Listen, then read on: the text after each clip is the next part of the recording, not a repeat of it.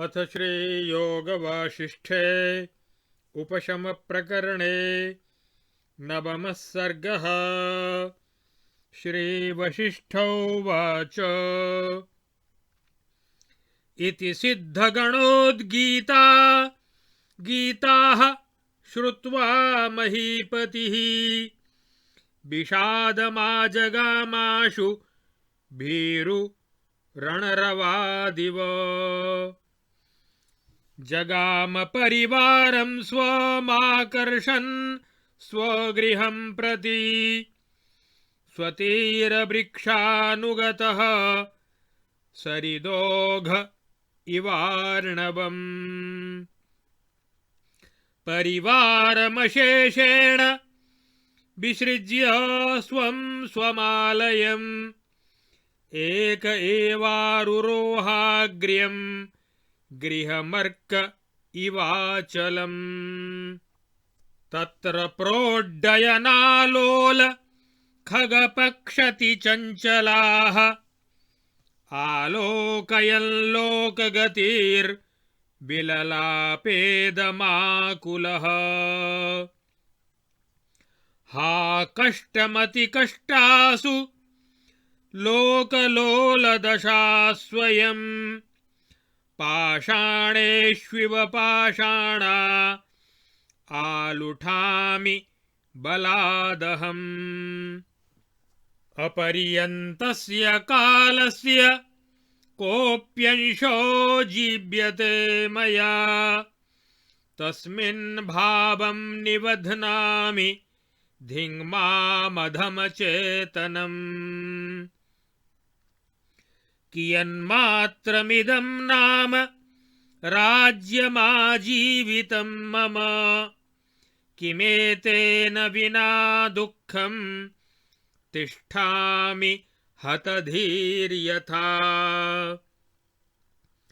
आदावन्तेऽप्यनन्तोऽहं मध्ये पेलवजीवितः बालश्चित्रेन्दुनेवाहं किं मुधा धृतिमास्थितः।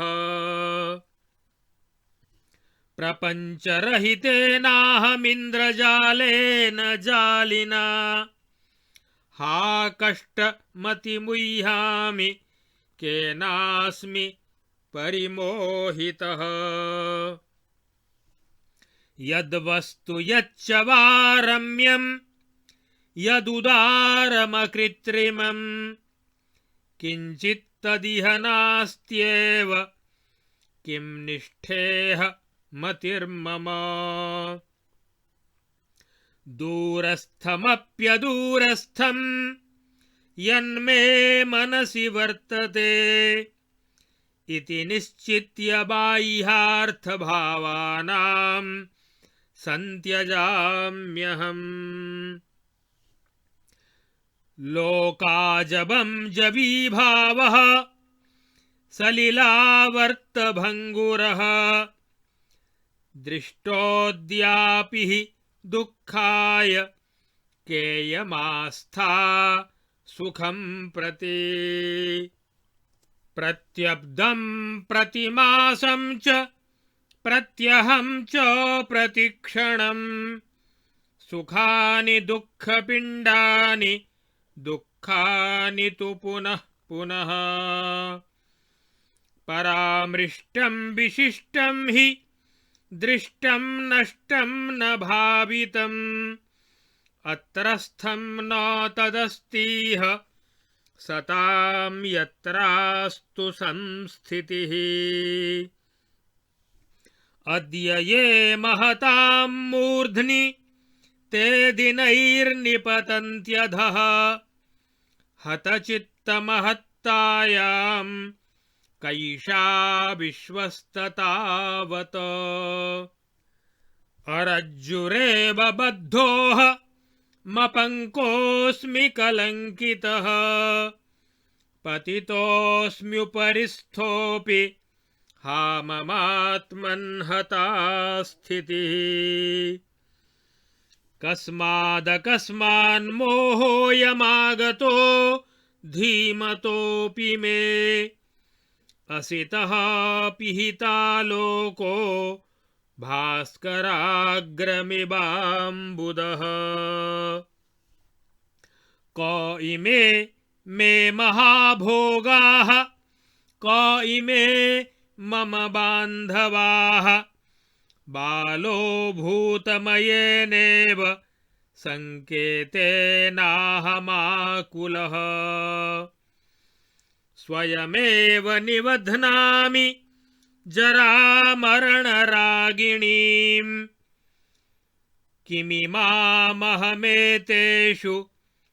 धृतिमुद्वेगकारिणीम् या तु तिष्ठतु वा सम्यक् ममैतां प्रति को ग्रहः बुद्बुदश्रीरिवैषा हि मिथ्यैवेत्थमुपस्थिता ते महाविभवा भोगास्ते सन्तः स्निग्धबान्धवाः सर्वं स्मृतिपथं प्राप्तं वर्तमानेऽपि का धृतिः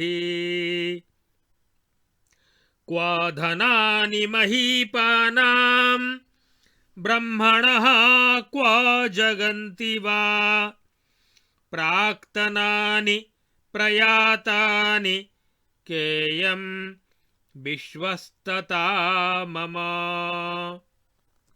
गिलितानीन्द्रलक्षाणि बुद्बुदानीव वारिणि मां जीवित निबद्धास्थं विहसिष्यन्ति साधवः ब्रह्मणां कोटयो याता गताः सर्गपरम्पराः प्रयाताः पांसुवद्रूपाः का धृतिर्मम जीविते संसाररात्रिदुःस्वप्ने चेत्ये देहमये भ्रमे आस्थां चेदनुबध्नामि तत्रे मां तु धिगस्थितिम् अयं सोऽहमिति व्यर्थकल्पना सत्स्वरूपिणी अहङ्कारपिशाचेन किमज्ञवदहं स्थितः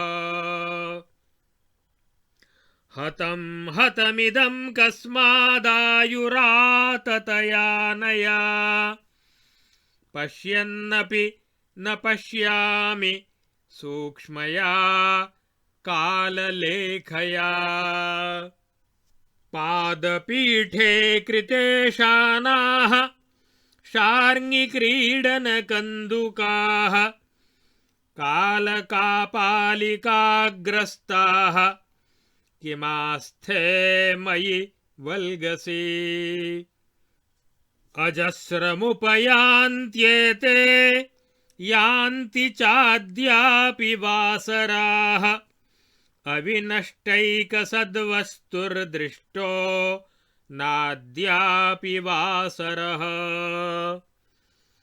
सारसाः सरसीवैते सर्वस्मिन् जनचेतसि भोगा एव स्फुरन्त्यन्तर्न तु स्वपददृष्टयः कष्टात् कष्टतरं प्राप्तो दुःखात् दुःखतरं गतः अद्यापि न विरक्तोऽस्मि हाधिं मामधमाशयम्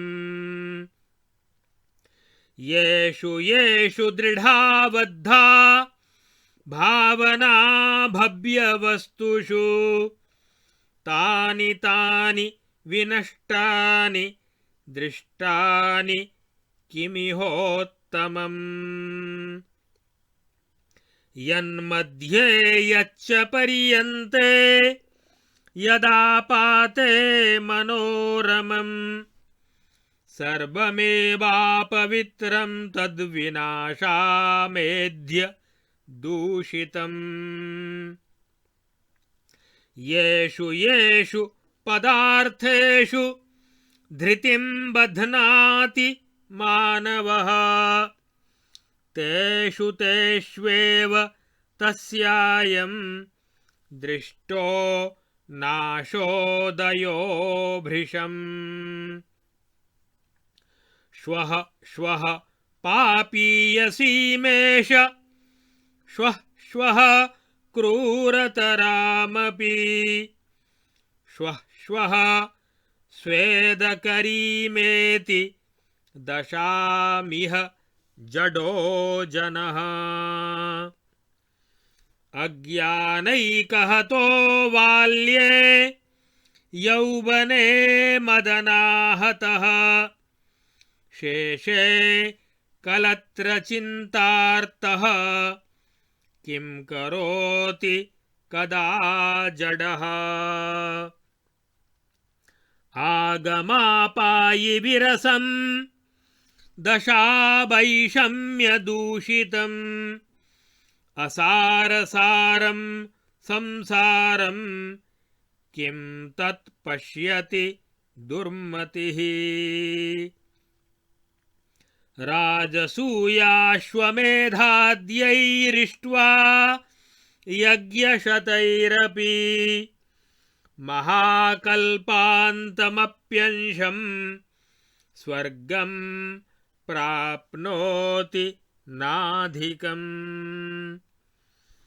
कोऽसौ स्वर्गोऽस्ति भूमौ वा पाताले वा प्रदेशकः न यत्राभिभवन्त्येता दुर्भ्रमर्य इवापदः। निजचेतो विलभ्यालाः शरीरस्थलपल्लवाः आधयो व्याधयश्चैते निवार्यन्ते कथं किल। सतो सत्ता स्थिता मूर्ध्नि मूर्ध्नि रम्येष्वरम्यता सुखेषु मूर्ध्नि दुःखानि किमेकं संश्रयाम्यहम्। जायन्ते च म्रियन्ते च प्राकृताः क्षुद्रजन्तवः धरातैरेव नीरन्ध्रा दुर्लभाः साधु साधवः। नीलोत्पलालिनयनाः परमप्रेमभूषणाः हासायैव विलासिन्यः क्षणभङ्गितया स्थिताः। येषां निमेषणोन्मेषैर्जगतां प्रलयोदयौ तादृशाः पुरुषाः सन्ति मादृशां गणनैव का। सन्ति रम्यतराद्रम्याः सुस्थिरादपि सुस्थिराः चिन्तापर्यवसानेयं पदार्थश्रीः किमीहसे। सम्पदश्च विचित्रायास्ताश्चेच्चित्तेन सम्मताः तत्ता अपि महारम्भा हन्तमन्ये महापदः।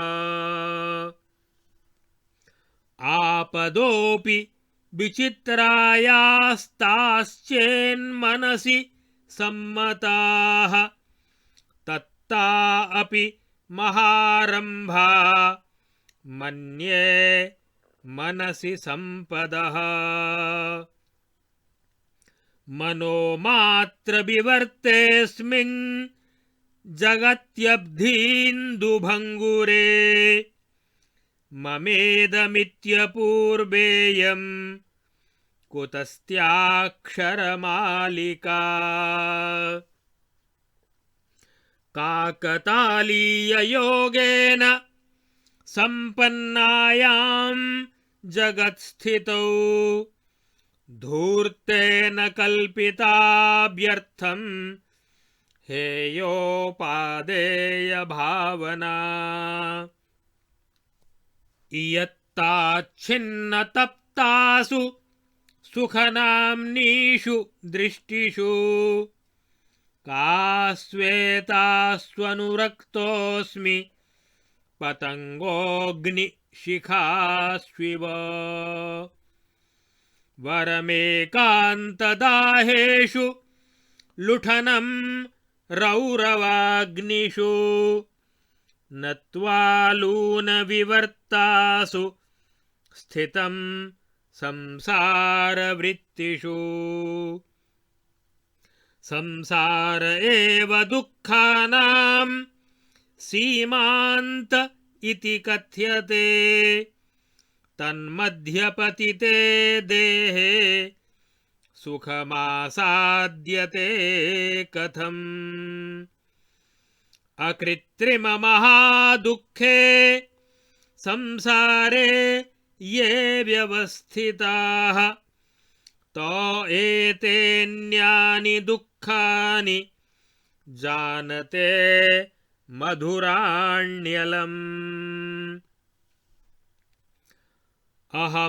अहमप्यधमोत्कृष्ट काष्ठलोष्ट समस्थितिः अज्ञैरेवागतः साम्यं परमामृष्टवस्तुभिः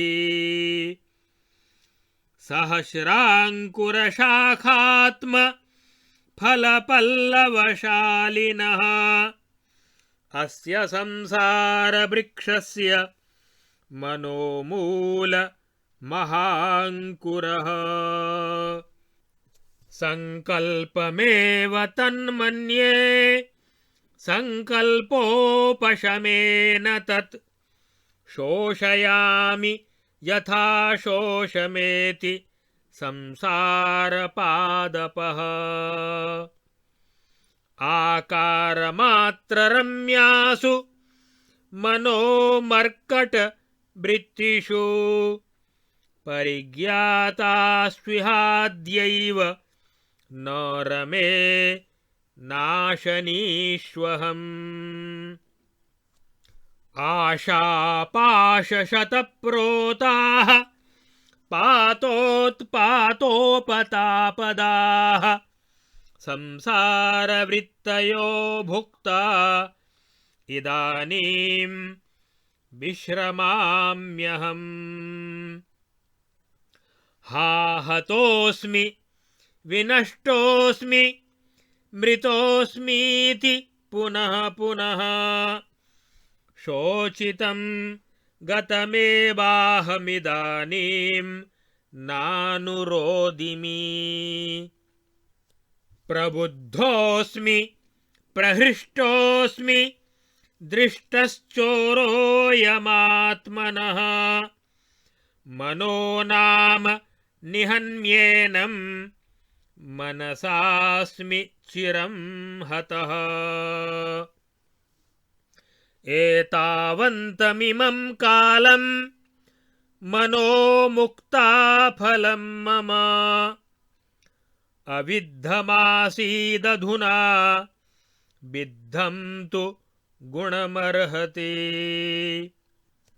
मनस्तुषारकणिका विवेकार्कातपेन मे चिरप्रवृत्तये नून मचिराल्लयमेष्यति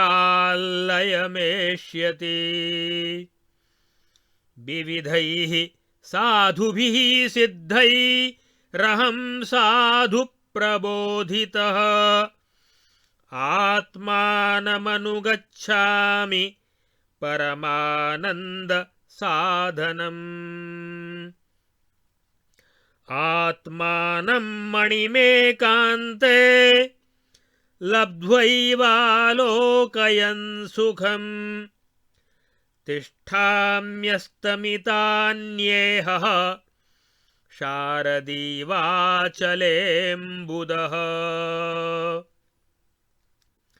अयमहमिदमाततं ममेति स्फुरितमपास्य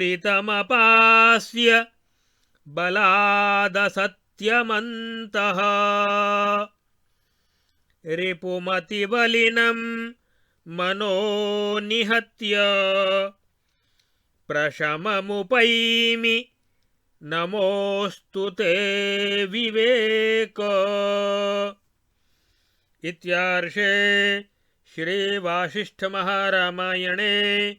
वाल्मीकीये मोक्षोपायेषु उपशमप्रकरणे जनकवितर्को नाम नवमः सर्गः। इस 9वें सर्ग में सिद्धों की गीता सुनकर वैराग्य होने पर घर पर लौटकर आए हुए राजा जनक के सिद्धों के उपदेश का विचार करके राजा जनक एकांत में स्थित होकर संसार की नश्वरता एवं आत्मा के विवेक विज्ञान को सूचित करने वाले अपने आंतरिक उद्गार एवं निश्चय को प्रकट करने का वर्णन इस 9वें सर्ग में किया गया है। श्री वशिष्ठ जी कहते हैं, हे रघुनंदन, उन सिद्धगणों के मुख से निकले हुए उन उपदेशात्मक गीतों को सुनकर, वचनों को सुनकर राजा शीघ्र ही निर्वेद को अर्थात वैराग्य को प्राप्त हो गए। वे अपने साथ के सब लोगों को घर की ओर खींचते हुए उस उपवन से चले और समस्त परिवार को अपने अपने स्थान पर छोड़कर अकेले ही अपने ऊंचे महल पर चढ़ गए। वहां लोक की वर्तमान अवस्थाओं का अवलोकन करते हुए वे व्याकुल होकर इस प्रकार अपना उद्गार प्रकट करने लगे। हाय हाय, बड़े दुख की बात है कि जन्म, जरा, रोग और मरण आदि के कारण समस्त लोकों की जो अत्यंत कष्टप्रद चंचल दशाएं हैं, उन्हीं में मैं भी बलपूर्वक लोटपोट हो रहा हूं। आवागमन के चक्कर में पड़ा हुआ हूं। जिस काल का कभी अंत नहीं होता, उसका एक अत्यंत अल्पतम अंश मेरा जीवन है। उस क्षणिक जीवन में मैं आसक्त हो रहा हूं और अपने मन को बांधे रखता हूं। केवल जीवन काल तक ही रहने वाला यह मेरा राज्य कितना है, अर्थात बहुत छोटा है, कुछ भी तो नहीं है, परंतु इतने से ही संतुष्ट होकर मैं मूर्ख मनुष्य के समान क्यों निश्चिंत बैठा हूं। ओहो, आश्चर्य है, मुझे अपनी इस मूढ़ता पर दुख क्यों नहीं होता। इस जगत में ऐसी कोई वस्तु है ही नहीं जो सत्य हो, जो रमणीय हो, उदार हो और किसी से उत्पन्न न होकर नित्य निर्विकार रूप से स्थित हो। फिर भी मेरी बुद्धि यहाँ किन किन पदार्थों में लगी हुई है, अर्थात मेरी बुद्धि को कहाँ लगना चाहिए, कहाँ लगने पर इसे शांति प्राप्त हो सकती है। जो वस्तु दूरस्थ कही जाती है वह भी वास्तव में दूर नहीं है, क्योंकि वह मेरे मन में वर्तमान है। ऐसा निश्चय करके मैं बाह्य पदार्थों की भावना चिंतन का त्याग कर रहा हूँ। प्रतिवर्ष, प्रतिमास, प्रतिदिन और प्रतिक्षण जो दुख से भरे हुए सांसारिक सुख बारंबार उपलब्ध होते हैं वे वास्तव में दुख रूप ही हैं। आज जो बड़े बड़े लोगों के सिरमौर बने हुए हैं वे ही कुछ ही दिनों में नीचे गिर जाते हैं। हे मेरे अभागे चित्त, फिर इस जगत की महत्ता में तुम्हारा यह कैसा विश्वास है? आश्चर्य है। यद्यपि मैं बुद्धिमान हूं तो भी जैसे सूर्यदेव के समक्ष उनके प्रकाश को ढक लेने वाला काला मेघ आ जाता है, उसी प्रकार मेरे सामने यह आत्मा के प्रकाश को छिपा देने वाला मोह सहसा कहाँ से आ गया? ये महान भोग मेरे कौन हैं? ये भाई बंधु भी मेरे कौन हैं? जैसे बालक मिथ्या ही भूत के भय से व्याकुल हो उठता है, उसी प्रकार मैं भी इनमें ममता रूपी झूठे संबंध की कल्पना करके व्याकुल हो रहा हूं। मैं इन भोगों और संबंधियों में स्वयं ही यह आस्था क्यों बांध रहा हूं? यह आस्था तो जरा और मृत्यु की सहेली है, उनकी प्राप्ति कराने वाली है, साथ ही सदा उद्वेग में डाले रखने वाली है। यह भोगों और बंधु बांधवों की संपत्ति चली जाए या भली भांति स्थिर होकर रहे, इसके प्रति मेरा क्या आग्रह है? जल में उठने वाले बुदबुद की शोभा जैसे मिथ्या है, उसी तरह यह भोग आदि संपत्ति जो इस रूप में उपस्थित हुई है मिथ्या ही है। प्राचीन नरेशों के वे महान वैभव, वे भोग और वे अच्छे अच्छे स्नेही बंधु बांधव आज कहाँ हैं? वे सब इस समय स्मृति पथ को प्राप्त हो गए हैं। अब उनका केवल स्मरण मात्र यहाँ शेष रह गया है। वे स्वरूपतः विद्यमान नहीं है। इस दृष्टांत को सामने रखते हुए वर्तमान भोग आदि संपत्ति पर भी क्या आस्था हो सकती है? पूर्ववर्ती भूमिपालों के वे धन कहाँ हैं? पूर्व कल्पों में ब्रह्मा जी ने जिनकी सृष्टि की थी वे जगत अब कहाँ चले गए?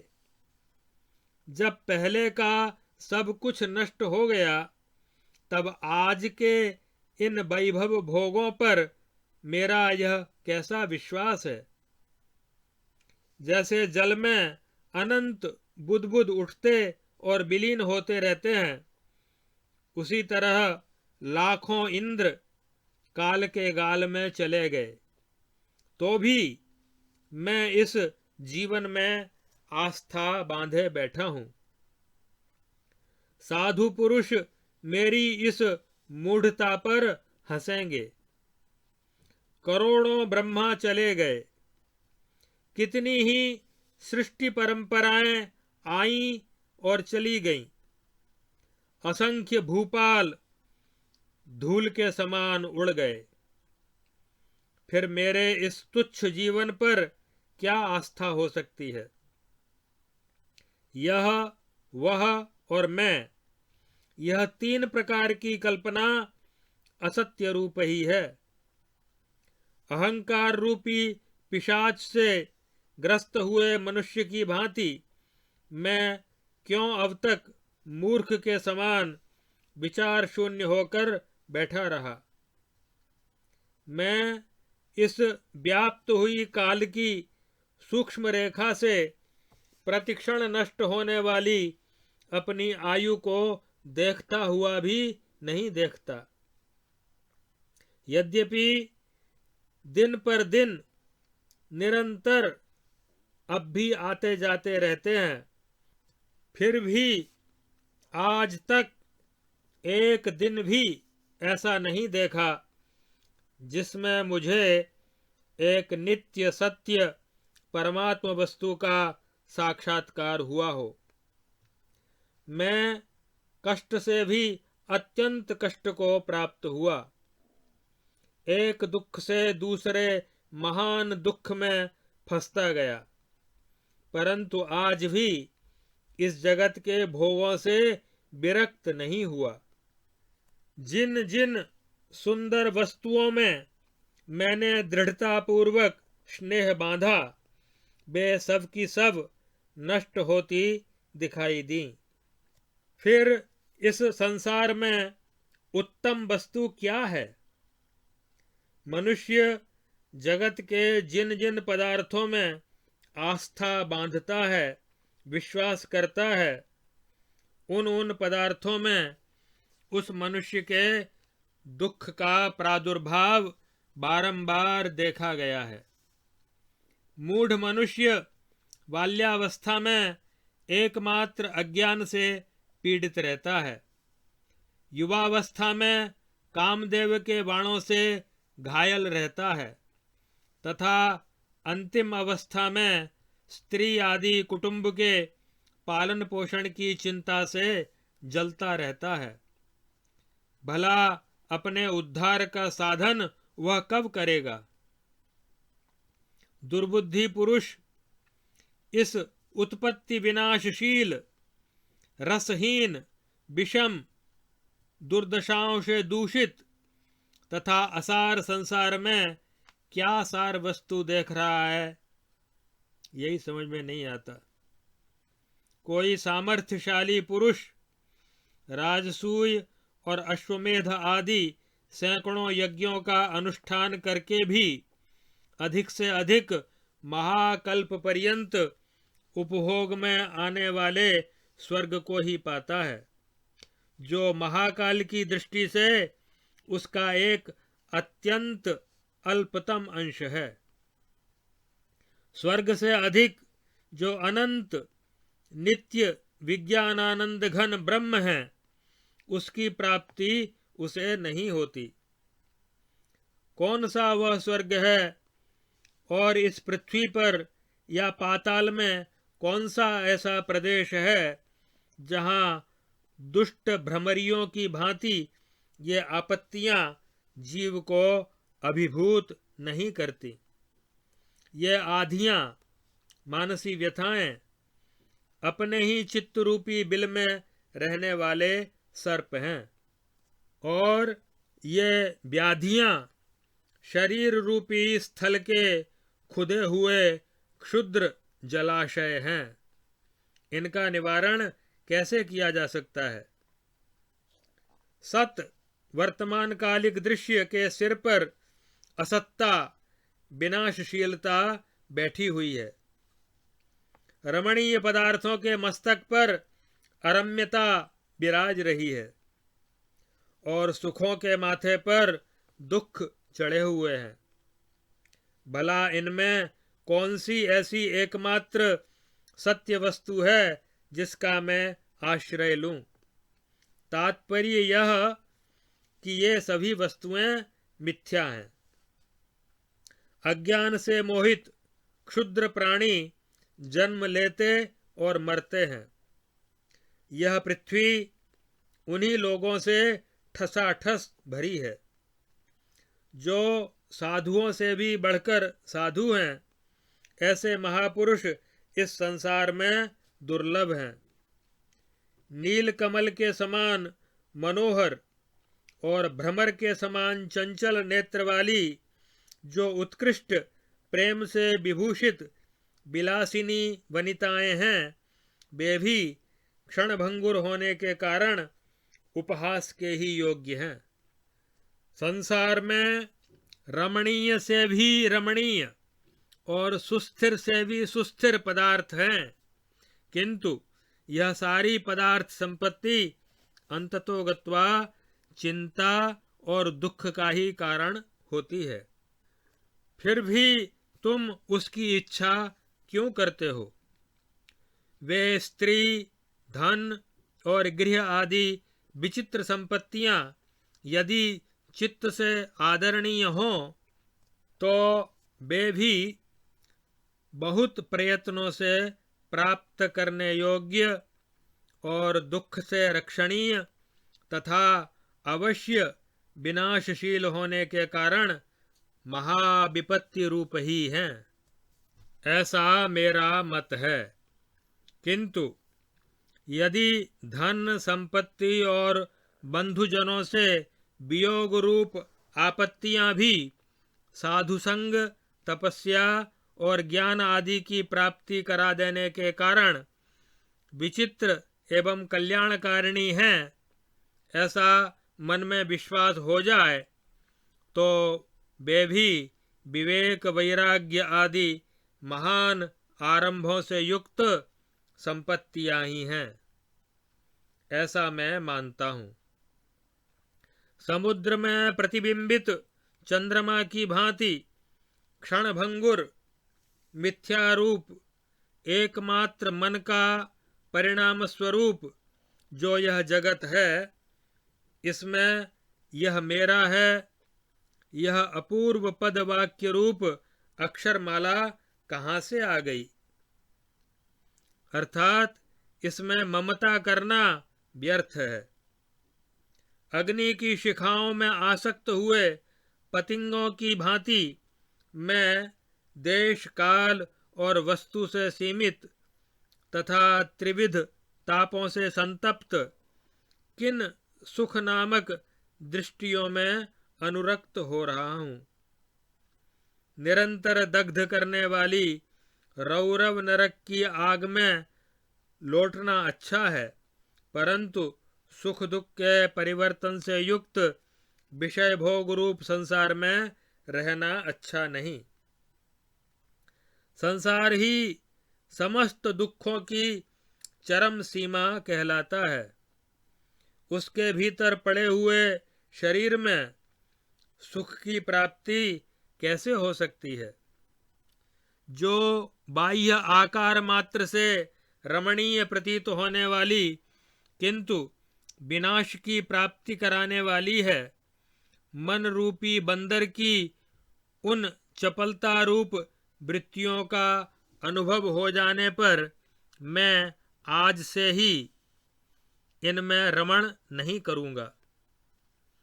जो सैकड़ों आशारूपी पाशों से ओतप्रोत तथा अधोगति, ऊर्ध्वगति एवं संताप को देने वाली हैं, उन संसार की वृत्तियों को मैंने बहुत भोग लिया।